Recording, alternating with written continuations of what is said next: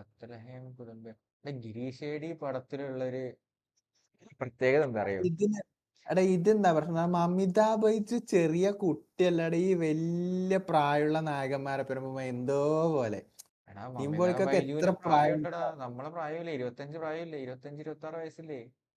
നമ്മളെ പ്രായമേ ഉള്ളൂ, ചെറിയ കുട്ടിയാ. ആ, നമ്മള് ചെറിയ കുട്ടികളാണോ?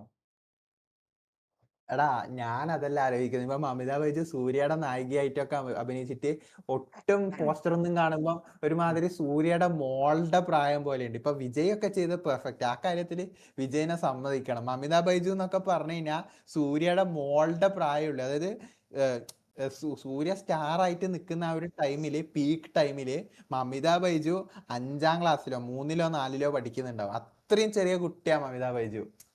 വലിയ പ്രായമൊന്നുമില്ല മമിതക്ക്, ചെറിയ കുട്ടിയാ. അത് അത് ശരിയാണ്. കുറെ ആൾക്കാർ ആ സെയിം പ്രശ്നം പറയുകയും ചെയ്തു. ഇപ്പം ഇറങ്ങിയ സൂര്യയുടെ പടത്തില് സൂര്യയുടെ നായികയായിട്ടാണ് മമിതാ ബൈജു. മമിതാ ബൈജു എന്ന് പറഞ്ഞ ഒരു ചെറിയ കുട്ടി കളിച്ചിരിച്ചിറങ്ങുന്നത്. സൂര്യ എന്ന് പറഞ്ഞാൽ അത്യാവശ്യം നല്ല പ്രായമുള്ളത്. ഇത് ആ കാര്യത്തിൽ ബത്ലഹേം കുടുംബ യൂണിറ്റ് എനിക്ക് പക്ഷെ ഈ നിവിൻ പോളി ഇല്ലേ, മറ്റേ ഇവന്റെ മറ്റേ പഴയ ഗെറ്റപ്പ് കുറച്ച് തടിയെല്ലാം വെച്ചോണ്ട് അങ്ങനെ തോന്നുന്നേ. നിവിൻ പോളിക്ക് ശരിക്കും കുറച്ചും കൂടി ഒന്ന് മെലിഞ്ഞ് അവര് ഗെറ്റപ്പിലേക്ക് എത്തിക്കായിരുന്നു, കുറച്ചും കൂടി ചെറുപ്പം.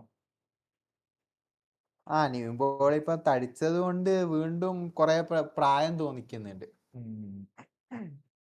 അല്ല, മമിതാ ബൈജു ഒക്കെ ഭയങ്കര യങ് അല്ലേ? ലൈക് ഈവൻ സംഗീത് പ്രതാപോ അല്ലെങ്കിൽ നസ്ലേന്റെ ഒക്കെ നായികയായിട്ട് നിൽക്കുമ്പോ വലിയ പ്രശ്നം തോന്നൂല. ഇതൊരു മാതിരി സൂര്യ എന്നൊക്കെ പറഞ്ഞാൽ നല്ല പ്രായം തോന്നിക്കുന്നുണ്ട് സൂര്യനൊക്കെ ഇപ്പം കാണുമ്പോ. ഉം. യുവാവായിട്ടൊന്നും ഫീൽ ചെയ്യുന്നില്ല. ഇതിലെ പക്ഷെ ഞാൻ തന്നെ ഓർബിറ്റ് ചെയ്യുന്നുണ്ടായിരുന്നു, മറ്റേ ജെൻസി ലാംഗ്വേജെല്ലാം പറയും. ഇതല്ല. ഓർബിറ്റ് ചെയ്യുന്നുണ്ടായിരുന്നു. ഉം. പണ്ടത്തെ നിവിൻ പോളി ആണെങ്കിൽ വർക്കാവും. മറ്റേ പക്ഷെ വടക്കൻ സെൽഫിയിലൊക്കെ ഉള്ള നിവിൻ പോളി ഉണ്ടല്ലോ.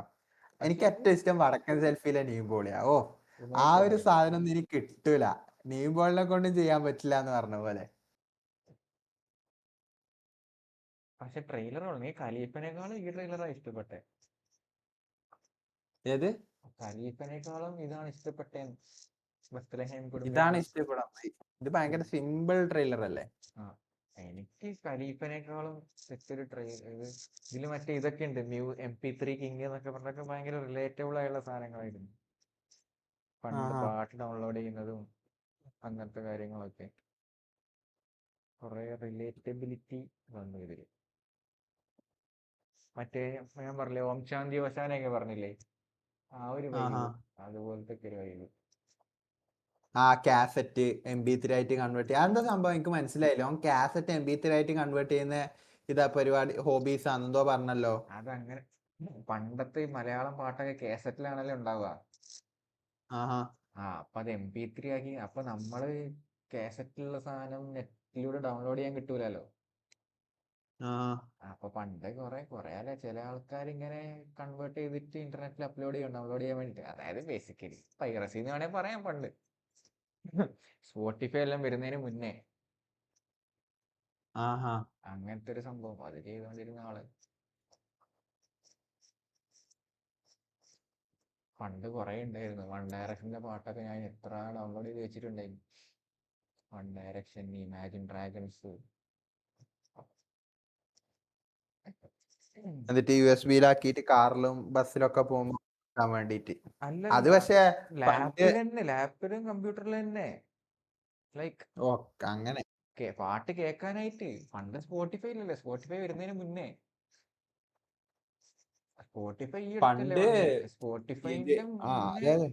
സ്പോട്ടിഫൈയുടെ മുന്നേ പാട്ട് ഡൗൺലോഡ് ചെയ്യണം.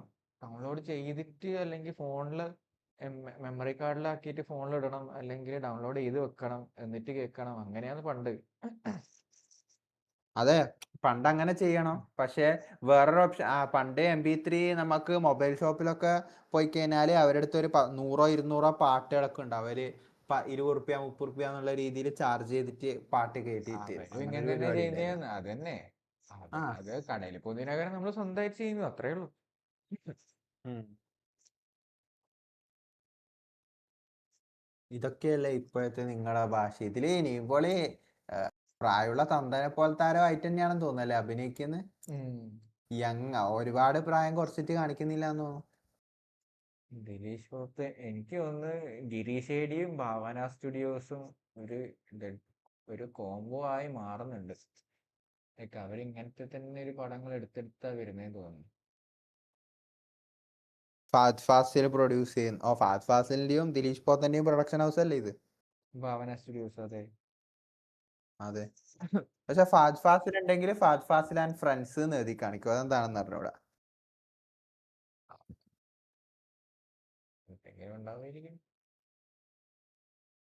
ഇതിലിപ്പം ഫാഫെ അഭിനയിക്കുന്നുണ്ടെങ്കിൽ പ്രൊഡ്യൂസ് ബൈ നസ്രിയ നസീം ആയിരിക്കും. ഫാഫെ അഭിനയിക്കാത്തതുകൊണ്ട് പ്രൊഡ്യൂസ് ബൈ ഫഹദ് ഫാസിൽ. അത് ശരി.